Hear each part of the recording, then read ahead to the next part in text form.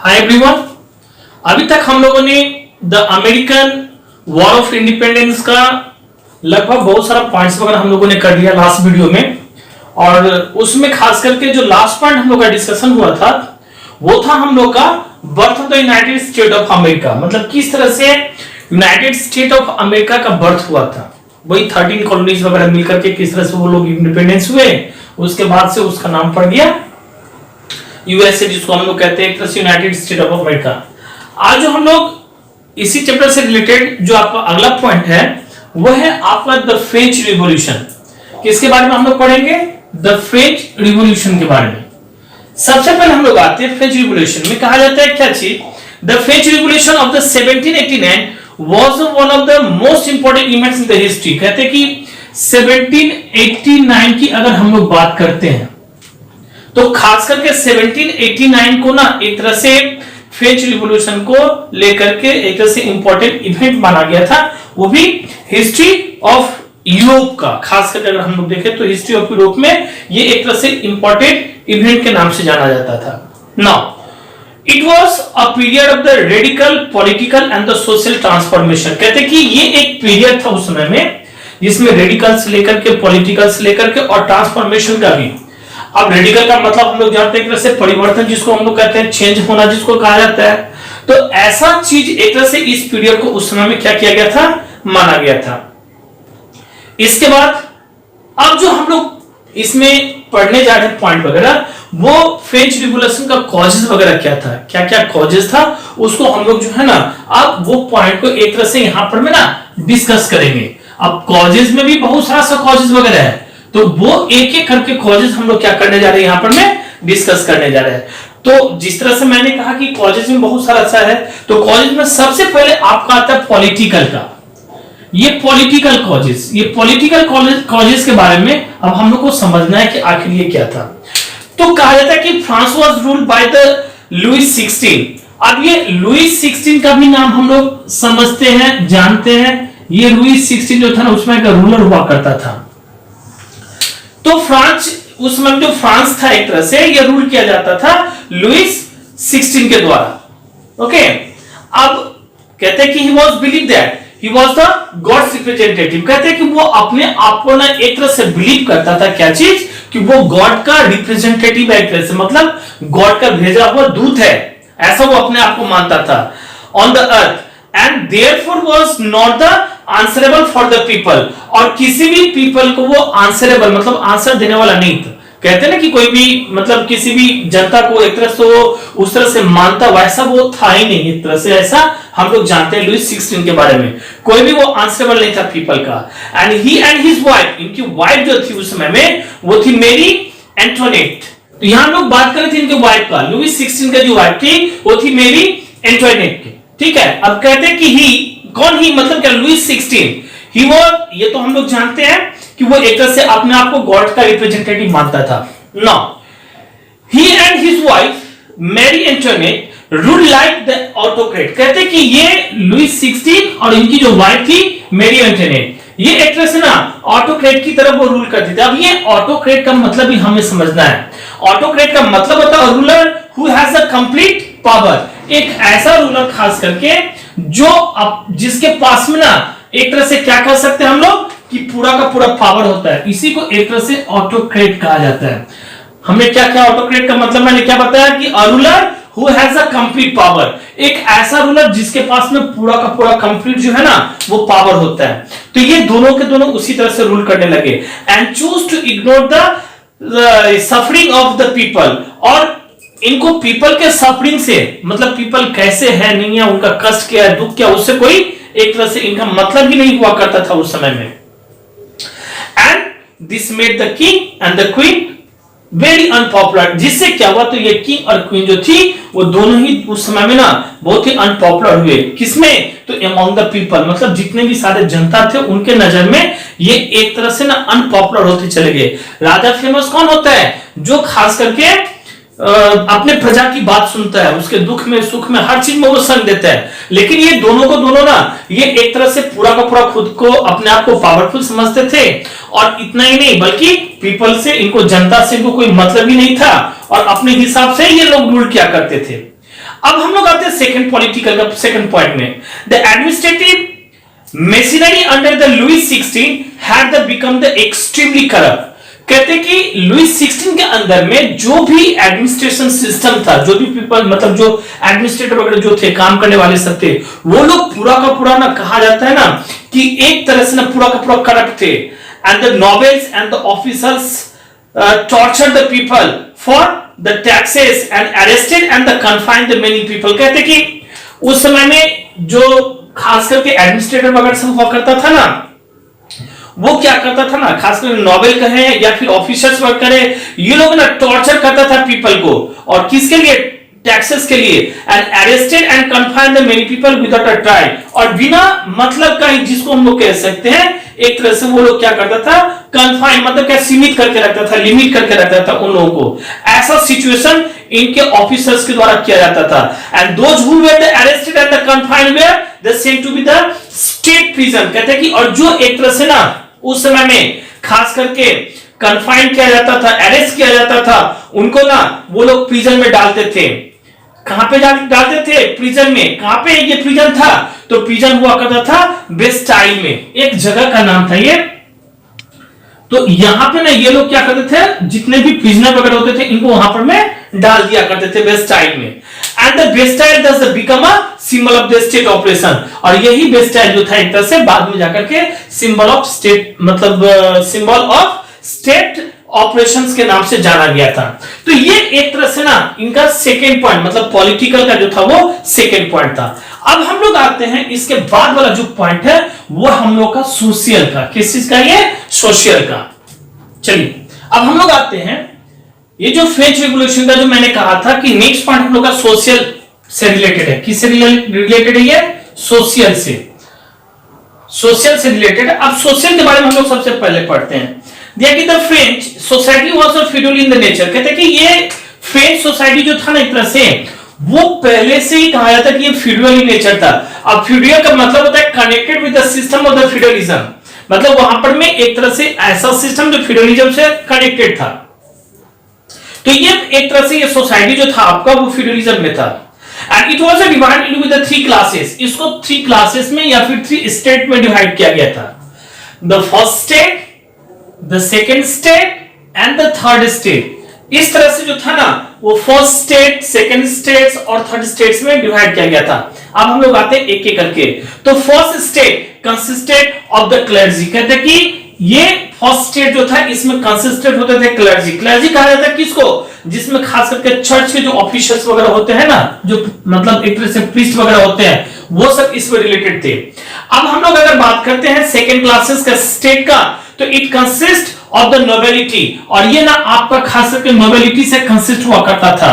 No in the third state what's happened, तो which consisted of the peasants, workers, mortgagees, जिसके अंदर में आपका मर्चेंट्स, ट्रेडर, डॉक्टर, टीचर्स और लॉयर, ये सारे के सारे आते हैं। ये जो मॉर्गेजीज हुआ करता था ना, इनके बारे में कहा जाता है ये मिडिल क्लास के हुआ करते थे। तो इस तरह से थर्ड स्टेट में ये सब आपका इंक्लूडेड था। नो अगर हम लोग आगे का पॉइंट करें तो ये तो समझ में आ गया। और अबाउट कहा जाता है कि it consisted about the 95% of the total population, और इसमें ना मिडिल क्लासेस में आपका लगभग 95% जो था वो कम से कम मिडिल क्लासेस के जो थे ना ये पर्सन इसमें एक तरह से जुड़े हुए थे, पॉपुलेशन इसमें जुड़े हुए थे। एंड द बर्गेसी जिसको एक तरह से मिडिल क्लास भी कहा गया है, इसमें हम लोग ने पहले इसको डिस्कस किया था। Despite the paying the taxes had no social standing. कहते हैं कि ये वैसे तो टैक्सेस वगैरह पेड करते थे लेकिन कोई इनकी सोशल स्टैंडिंग वगैरह नहीं थी, अपना कोई ऐसा समाज के अंदर इस तरह का स्टैंडिंग इन लोगों का नहीं रहा करता था।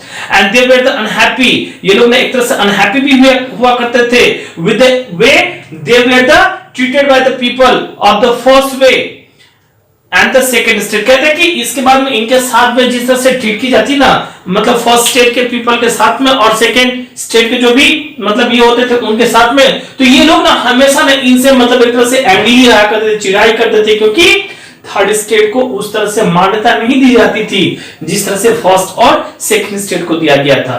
Now while the first and the second states enjoyed all the political and the social rights, जबकि फर्स्ट और सेकेंड स्टेट को एक तरह से सोशल राइट का जो था ना पूरा का पूरा अधिकार था। And the third state was deprive of all the rights and the privileges, लेकिन थर्ड स्टेट को ना उस तरह से कोई भी इस तरह की छूट वगैरह, इस तरह का राइट वगैरह जो था ना वो दिया ही नहीं जाता था। और thus there was the widespread the inequality, और इसी तरह से इनइक्वलिटी जो थी वो बहुत दूर तक, मतलब एक तरह से वाइडस्प्रेड हुआ था, बहुत दूर तक फैला हुआ था। अब हम लोग सोशल के बाद में आते हैं, नेक्स्ट पॉइंट जो हम लोग का वो है हम लोग का इकोनॉमिक का। अगला पॉइंट जो है हम लोग का वो है इकोनॉमिक का। अब इकोनॉमिक के बारे में दिया गया था कि लग्जरियस जो लाइफ स्टाइल था उसमें में रूलर्स का कहो, चाहे नोबिलिटी का कहो, या फिर एक तरह से क्लर्जी का कहो, दैट द फ्रीक्वेंट वॉर, इसके बाद में एक के बाद में एक जो लड़ाई थी वो आपका फ्रांस में क्या हुआ, तो got the involve in had the impeded to with the state treasury. इससे क्या हुआ, एक तरह से रूलर्स का लाइफ स्टाइल लेकर के, नोबिलिटी का लाइफ स्टाइल लेकर के, क्लर्जी का लाइफ स्टाइल लेकर के, और जो खास करके फ्रीक्वेंटली वॉर वगैरह हुआ करता था, इससे पूरा का पूरा ट्रेजरी जो था ना वो एकदम से खत्म होते चला गया, कम होते चला गया। अब हम लोग इसी में इकोनॉमिक में फिर अगला पॉइंट पढ़ेंगे, कहते कि people belonging to be the first and the second states despite being the very rich, दो फर्स्ट और सेकेंड स्टेट के जो पीपल थे ना, मतलब इससे जो रिलेटेड थे ना, ये लोग वैसे खास करके कहा जाता है कि बिलोंग तो करते थे ये लोग और रिच भी हुआ करते थे, और were exempted from the paying the taxes, और एक तरह से ना इन लोगों को माफ कर दिया जाता था, टैक्सेस वगैरह देने नहीं दिया जाता था। उस टैक्स में ना इन लोगों को एक तरह से माफी दी गई थी, मतलब छूट दी गई थी, वो लोग टैक्स वगैरह पेड नहीं करते थे। तो जब फर्स्ट स्टेट वाले चले गए, सेकेंड स्टेट वाले पेड नहीं करते थे, तो ये पूरा का पूरा टैक्स किसके ऊपर में जाएगा, तो थर्ड स्टेट वालों के ऊपर में ये एक तरह से चला जाएगा।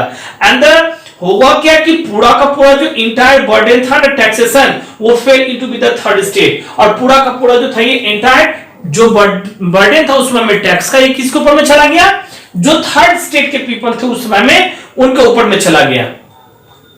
And the third state the worst hit were the peasants and the workers, कहते हैं कि उस समय में थर्ड स्टेट के जो मतलब खास करके पीजेंट थे या फिर वर्कर थे, इनके ऊपर में ना दबाव पड़ने लगा इस तरह से टैक्सेस वगैरह पेड करने के लिए। And they had to pay the many taxes such as the tax on the land, salt, item of the daily uses, कहते हैं कि उस समय में इन लोगों को ना बहुत सारा सा टैक्स वगैरह पेड करना पड़ रहा था। खास करके अगर हम लोग देखें तो उस समय ये लोग जो टैक्सेस पेड करते थे वो टैक्सेस ऑन लैंड का हुआ करता था, सॉल्ट का हुआ करता था, और जो आइटम ऑफ डेली यूजेस के होते थे ना, इन सारे के सारे चीजों का जो था वो लोग एक तरह से टैक्सेस वगैरह पेड क्या करते थे।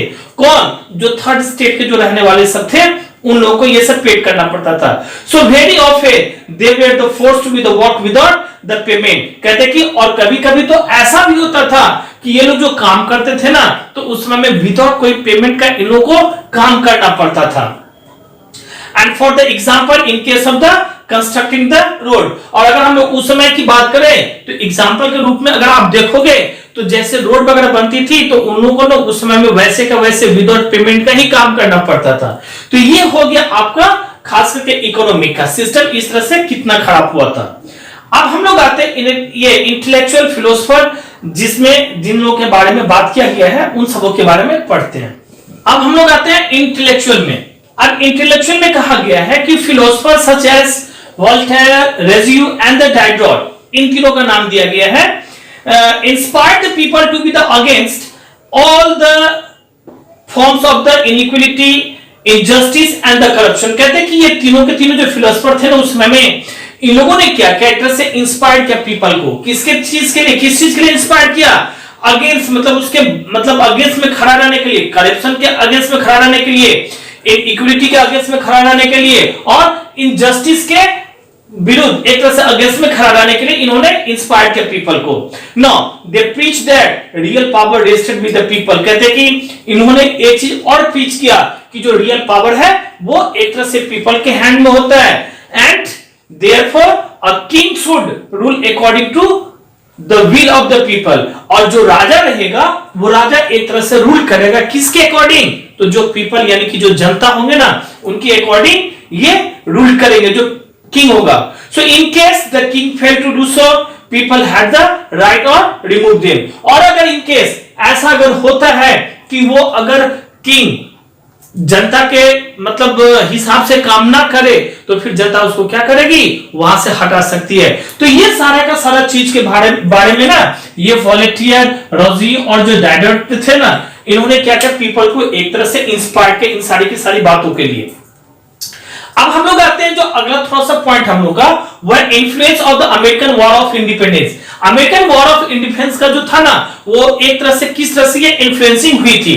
तो कहते हैं कि France had the supported the colonist in the American war of the independence. जैसे हम लोगों ने उस समय में भी एक तरह से पढ़ा था कि फ्रांस जो था एक तरह से सपोर्ट करता था इन कॉलोनीज को, किस चीज के लिए, तो उस समय में जब अमेरिकन वॉर ऑफ इंडिपेंडेंस हुआ था इसके लिए। So as a result many French soldiers had the participated in the war. और कहते हैं कि रिजल्ट क्या हुआ, तो उस वॉर में ना बहुत सारे ऐसे फ्रांस के बहुत सारे ऐसे सोल्जर्स वगैरह थे जिन लोगों ने इसमें एक तरह से ना पार्ट लिए थे इस वॉर में। So when this soldiers return to the France they brought with them the revolutionary ideas of the democracy and the nationalism. और जब ये सोल्जर वहां से रिटर्न आए अमेरिका से जब लड़ाई के बाद में, तो इन लोगों के पास में ना इस तरह की एक तरह से ज्ञान थी, नॉलेज था कि किस तरह से रिवोल्यूशनरी आइडियाज वगैरह जो था वो डेमोक्रेसी का, नेशनलिज्म का था। और ये सारे के सारे चीज ये लोग अपने साथ फ्रांस भी लेके गए और वहां पर में इस चीज की आलोचना भी की गई, इस चीज के बारे में कहा भी गया। तो ये हम लोग का एक तरह से लास्ट ये मतलब आज का जो पॉइंट हम लोग का फ्रेंच रिवॉल्यूशन का, वो influence of the American war जो है ना इंडिपेंडेंस, वो एक तरह से कंप्लीट पॉइंट दिया गया है। इसके बाद में और सारा पॉइंट्स वगैरह हम लोग अगले वीडियो वगैरह में पढ़ेंगे। और जो भी इसके अलावा अगर आप लोग अमेरिकन वॉर ऑफ इंडिपेंडेंस वगैरह नहीं पढ़े होंगे तो इससे पहले जो मैंने वीडियो बनाया हुआ था उसमें आप लोग जरूर उसको देखिएगा, क्लिक करिएगा, उसको पढ़िएगा, समझ में आ जाएगी क्या चीज था या नहीं था। Okay, that's all.